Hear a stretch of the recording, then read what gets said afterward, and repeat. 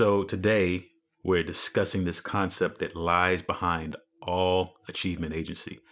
And then we throw that word around quite a bit here on the show is agency. But help us understand just a little bit more when we talk about agency. What does that actually mean? Agency is really about not letting your life just happen to you, but having the ability to influence what is happening. And it's really about, having ownership and personal responsibility in what is taking place. And I think it's really easy, especially when things are chaotic or stressful, Mm-hmm. which is a lot of the time for a lot of people. It's easy to feel like you don't have any agency. And so this is all about, with our goals, how do we have agency even when things are hard or maybe it's like we have a lot of obstacles in our way? How do we still have agency to achieve them? I think it's kind of a little secret that we can leverage if we're aware of it. Is it just me, or I don't think I learned this usage of the word agency until I was like 30.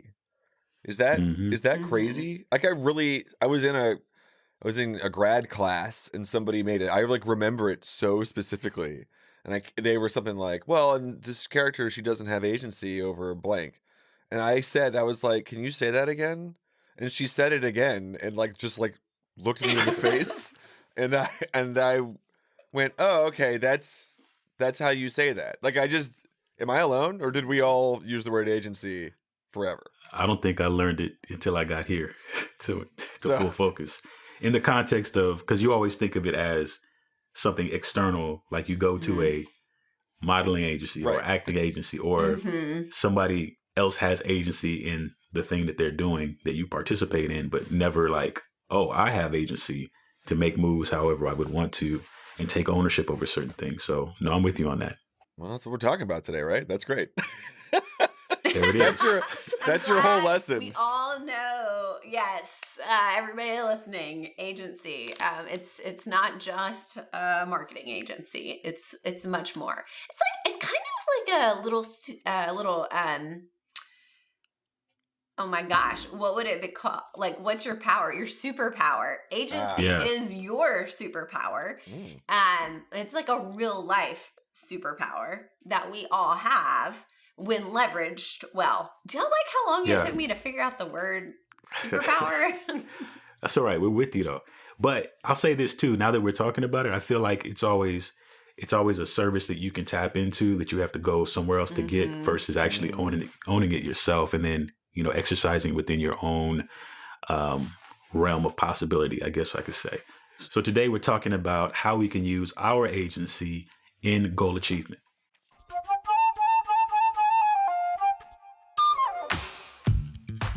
Welcome to another episode of Focus on This, the most productive podcast on the internet. So you can banish distractions, get the right stuff done, and finally start loving Mondays. I'm Verbs here with Courtney Baker. Happy Monday to you, Courtney, and happy Monday to everyone listening today. Happy Monday. I think this topic is especially great for a Monday because you can kind of go into your week, again, we already mentioned, with this superpower in mind.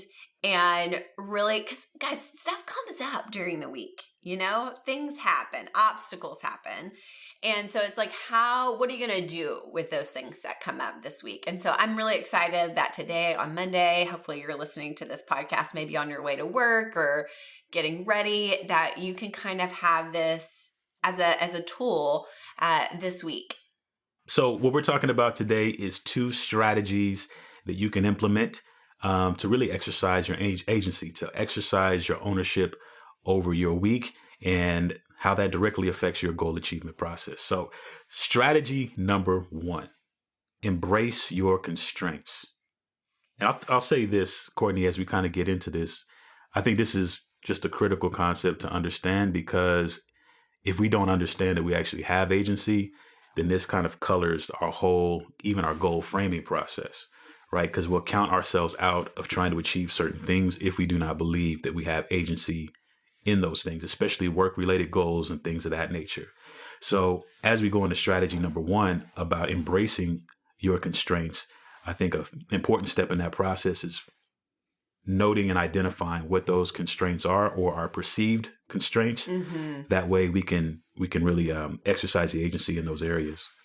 I think this is a really helpful place to start with embracing your constraints. And it's probably a whole nother episode to talk about, is your constraint actually a constraint? But in this instance, I think a lot of times when we think about not having agency, what we would do with those obstacles is probably just like complain about them. And that may not be actually to someone. It may just be in our own thoughts of like, are you kidding me? Like this, like, it's so frustrating. Like I can't get done what I can do.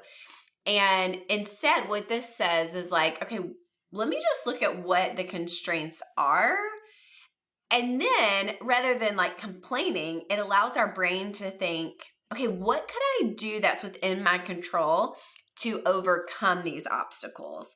And I think that's really what we mean by embrace your constraints, is like, hey, can we open up another way of thinking that allows you to approach it with a sense of power, like empowerment? So hopefully that kind of frames up what we're talking about here.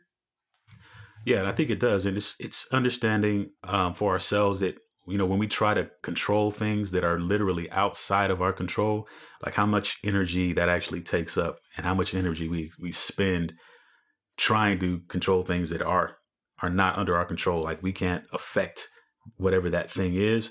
But as we go back and identify, okay, hey, this may seem like a block or a hindrance to what I'm actually trying to do. But if I understand it, then I can figure out, my energy can go towards figuring out what I need to do around it to actually get where I want to go.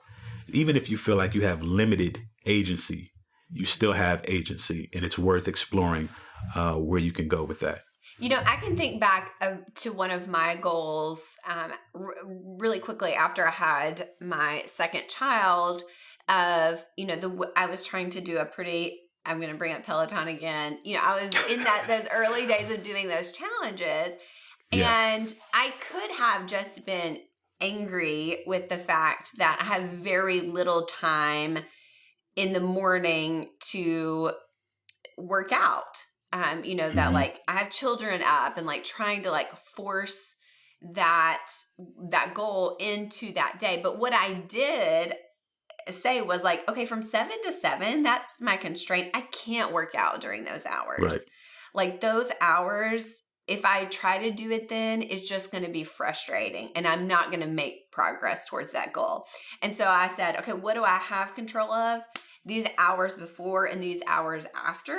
And so it allowed me to think of, okay, what do I actually need to do to be able to achieve this goal and have agency towards this goal? So that's just one example of like actually just acknowledging the constraint really helped move me forward. Yeah. And I'm even thinking about like people in the medical field who it would seem like that your hours, like your week is just seamless. Your days kind of run into each other. So you really have limited time maybe to actually work on the goals or in other domains of your life that you really feel like, you want to gain progress in. I have a friend of mine who has a similar job. He's an over-the-road driver, right? A day driver. So he's running from Nashville to Alabama, Mississippi, all in a day. So he works 12-hour days. And so for almost 6 days a week. And I'm like, how do you get anything else done? Because as soon as you get back home, you're pretty much going to sleep, wake up the next morning, do the same thing. And he said, man, I'm just working on trying to work in the windows. So anytime he has a break, if it's a stop, if he's, if it's an hour here to exercise, he'll hop out of the truck, grab his weights that are in there and gets his exercise in because he has a physical domain goal that he wants to achieve, by the time he hits 50 or anything else that he would want to lend his time to. He's figuring out where are these windows within the constraint of my day that I can actually make some progress in these other things that I'm trying to accomplish. So embracing your constraints and then identifying those windows that you can do what you just said, Courtney, is, hey, if I want to hop on the Peloton bike, I have to do it between these other hours. Otherwise, they may not happen. I love that, Verbs. I think that's really, really good. Another idea might be if you find yourself, and I hear this frequently of people that are like, my week just gets blown up. They're like, day one or day two, it's like, okay, everything I planned, all these like burning fires have come along and I can't do what I set out to do. So one way would be, okay, if my boss asks me to do something, most likely, there is some agency there, like you could say like, hey, here's what I was working on. Can you help me reprioritize that? But if that happens consistently, it's probably helpful just to say, okay, here's a constraint. A lot of weeks, I have things coming in that I wasn't expecting during the week. And so if that is happening, then that allows you to say, okay, how can I think about this differently? So like an idea might be, hey, rather than setting your big three for the week on Sunday night, you actually talk to your boss about having a meeting on Monday morning to get their priorities and then set your weekly big three after that meeting. Is there a creative way if you just say, okay, these are the constraints. Okay, what does that allow me to do with my thinking to overcome this, to actually help me have agency towards achieving my goal? Yeah. So in that way, we eliminate both the Sunday scaries and the Tuesday jitters when our schedules get blown up after those boss meetings. Yeah. That's our new, we got to remember that one, Tuesday jitters. Tuesday jitters. Yeah. That's when everything on Monday shifts and you just don't know what's happening on Tuesday. Is that the Wednesday wackies as well? Hey, I like that one too. Put that one to the hopper. It's Let's workshop it. Let's try it on a little bit and see how it goes. But you definitely don't want your Friday frustrated. That's right. We're gonna cue that one out.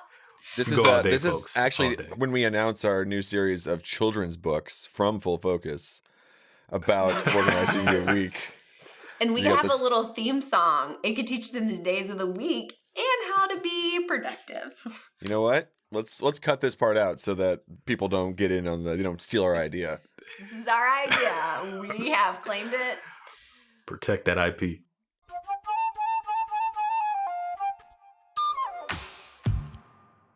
So strategy number 2 on how to leverage agency in our goal achievement is to, guys, this is kind of a hard one, but it's to hold ourselves accountable. Hold yourself accountable. Yeah, this is really, we have the most agency when we are owning what we need to do to move towards our goals. That really ownership is important on a lot of levels, including leadership, but especially in achievement. We've set out what we want to accomplish. It's really where the source of all the agency comes is like actually being truthful with ourselves of accountability. Yeah. And I feel like it's, even when you read it out loud, hold yourself accountable, it seems a little bit antithetical because we're always used to find a peer, help them, have them hold you accountable for whatever your goals are. Or it's almost like an advanced move. It's like, okay, now I'm responsible for holding myself accountable, but really nobody else knows the details of what I'm trying to accomplish necessarily. And so it's realizing that, again, the ownership is all in your plate. The ball is in your court to make the moves that you need to do. So let's say, for instance, if you're holding yourself accountable, you have a ritual set up. Maybe you're not seeing the gains that you would like to see or consistency that you would like to see in your rituals. Well, you have the agency and you have the ability to take on ownership to say, hey, this is not working the way I would want it to work, or it's not producing what I thought it would produce.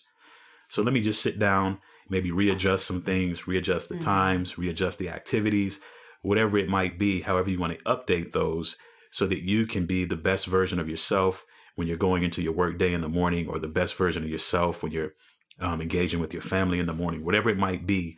Don't just, get to the point where you feel like, it's broke and I don't have time to fix it. This is where you remind yourself that you have the agency, you're holding yourself accountable and really leading yourself in this regard to make the adjustments needed to go forward. A couple of weeks ago, Megan Hyatt Miller shared it was like a quote from somebody, and it was along the lines of like, excuses make today easy, Mm, and tomorrow like harder, the future harder. And like yeah, discipline makes today harder. Like, let's be real. It would be easier not to work out today. But it makes absolutely. tomorrow harder. And it really rung true with me. And I share that with y'all to say it might be helpful, like if you have something like that you can speak back to yourself that makes you choose the thing that is harder today to do. And so there have been several times lately where, I've been like, you know what? Doing this today, having the discipline to get my daily big three done, really prioritize that. It makes today harder, but the future easier. Like it's worth it for me to do the things to keep myself accountable to do this and do it well so that, I get where I'm trying to go. And I know that's much easier to say than and actually do, but I think that's like it's been helpful for me of just remembering being able to reframe that up that, hey, this ritual or this daily big three, I have the prerogative and agency to do it and have a little reminder that helps push me over the edge if needed. And even when we're talking about our daily big threes and our weekly big threes, we should be hitting those if we're identifying them at the beginning of the week or beginning of our days. We should be hitting those a majority of the time, except for things that are these big unexpected events that there's no way you could have accounted for, and realizing, hey, you already know going into it, the moment you set your daily big three, especially, that there's going to be things that it's going to be a message that pops into your Slack DM. It's going to be an email that you got that feels like it's on fire and it's urgent. And if you take this thing on, then it's going to throw off the rest of your 3 items that you had set for that Mm-hmm. day. So there's always going to be that thing that's going to try to lure you away to uncommit to your daily big three. It could be something pressing on fire, or it could just be something that you feel like you'd rather do in place of one of your daily big 3 items. But whatever it is, again, you have the agency to go back on track and recommit to the 3 things that you want to do, because you know the effect of what could happen if you don't do those 3 things, or if you don't do the weekly big three that you set out for at the beginning of the week. Can let's do this is where we introduce a new business or a new branch of Full Focus. It's called like Full Focus Muscle. And what you do is you tell Full Focus, you say, hey, I'm going to do this habit goal or whatever. And then just like randomly, without announcing, someone shows up at your door to make sure you're doing it. And if they're not, I don't know what's going to happen. You don't want to find out what's going to happen. So that's another way that we're going to help people hold themselves accountable. Yeah. But you have the agency to set it up. That's my point. Yes. Available on monthly subscription today. Yes. Fullfocusmuscle.co.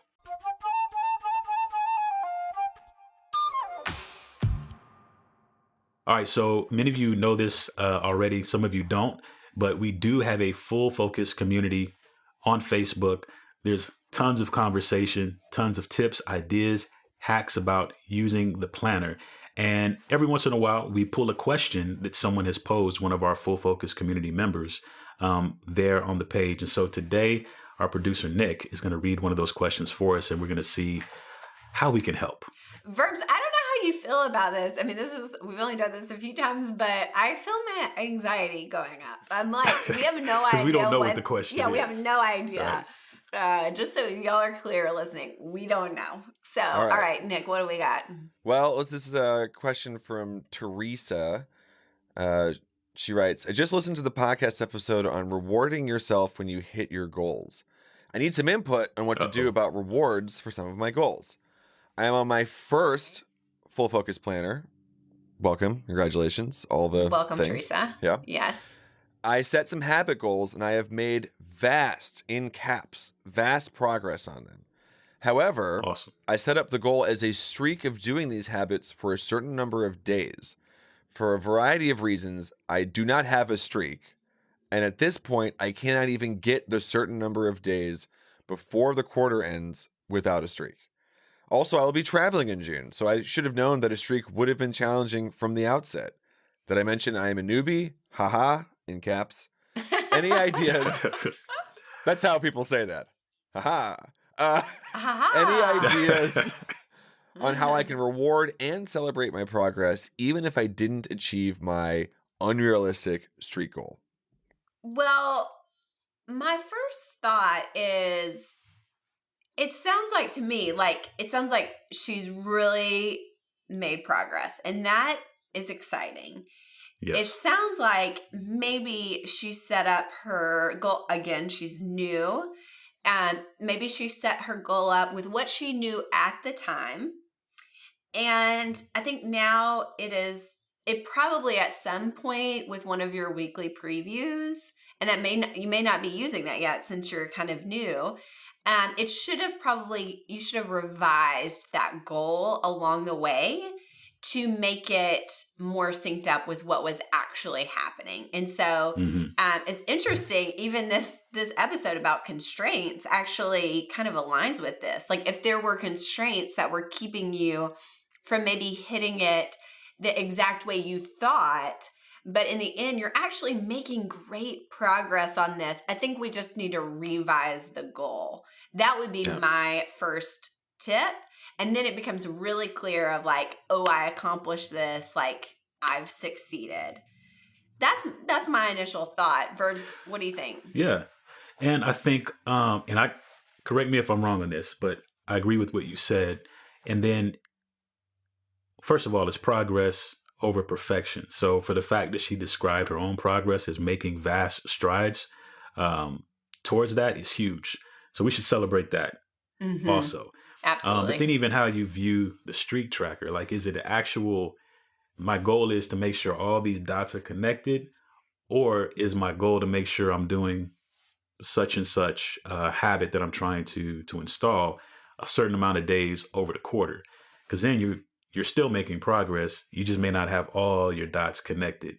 I understand that's what implied in a streak tracker is you want to make sure they're all together. But if it's progress over perfection, we used to talk about compliance ratio, like how much percentage of this goal that I actually accomplished. If it's 80%, that I can consider that goal actually accomplished. So that's my thought on it. Here, actually, she responded to a comment. She asked, so what if you set up a quarterly goal for a 70-day streak? Would you just reset the goal? I think the question to kind of connect to what Verbs just said, and both of you said, is how do we celebrate a goal that was sort of incorrectly written? She acknowledges up front, but she's clearly excited about, the way she's talking about her progress is excited. And her, that I mentioned, I'm a newbie, has this idea that she understands that this is a process. So then how would you just either one of you celebrate a habit goal that didn't land? You haven't quit on it, but you're just this was crazy. This wasn't ever attainable, but I've done so much. Well, when it comes to habit goals, first of all, I would actually say it was achieved or not based on if I would consider it installed. Will this goal continue, or will this habit continue once I've checked off the habit goal? To me, that is the measurement of success. Again, we're not going for perfection here. It's, I believe Dan Sullivan always says, we measure the gain, not the gap. And to me, this is kind of oh yeah, there might've been a gap in those streak tracker, but the gain was huge. And so let's celebrate that. And it sounds like if the gain was huge, probably that habit is installed and will continue past your goal being checked off, which is really what we're going for here and deserves to be celebrated.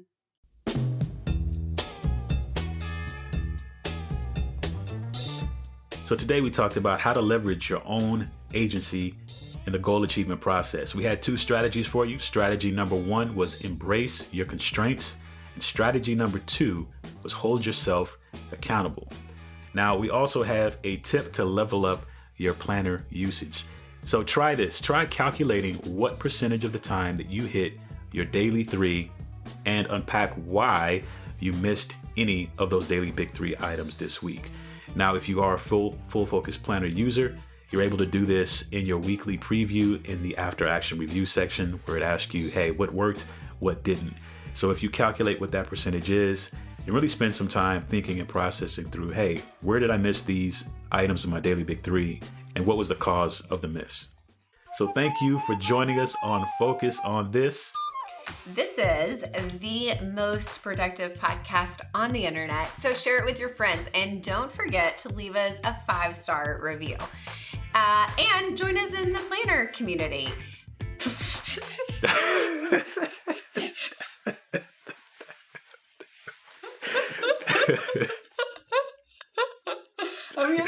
This is the most productive podcast on the air, so share it with your friends and give us a 5-star review and go to the planner community and go buy your planner and be friends with us. Cool. How many It's things not for ice can I cream, try by the way. to shove into this thing? Thank you for doing that. Listen, we'll be back next Monday with another great episode.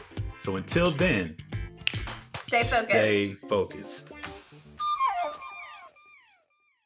I love the snaps. This like Courtney snap development is very enjoyable to me. Do I do it every time? You've started No. to, yeah. Yeah. Okay, You that's can, fine. I can see it on the waveform, this like little peak, this little pop.